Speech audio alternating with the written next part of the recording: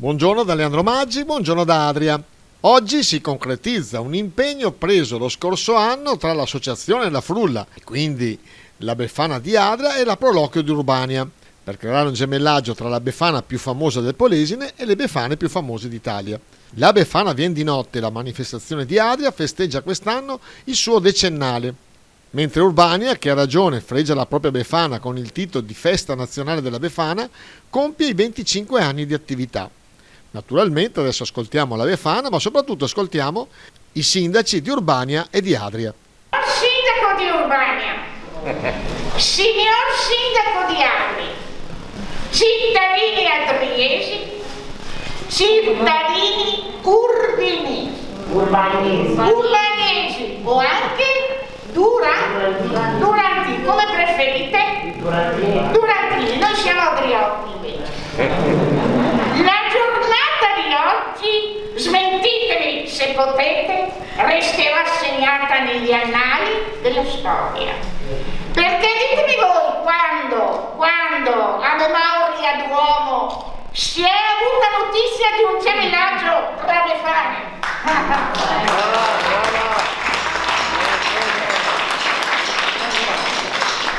La Befana è il simbolo della nostra tradizione più genuina e popolare, che ci riporta alle nostre radici, che sono quelle della cultura contadina. Amata, attesa, accolta con simpatia, la Befana trasvola i tempi e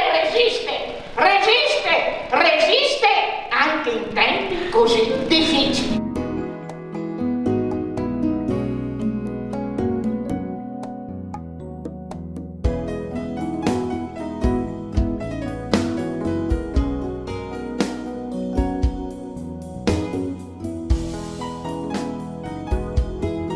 Sindaco di Adria, sindaco di Urbania. Allora, noi celebriamo la Befana di Adria sappiamo che è molto, ma molto sagace.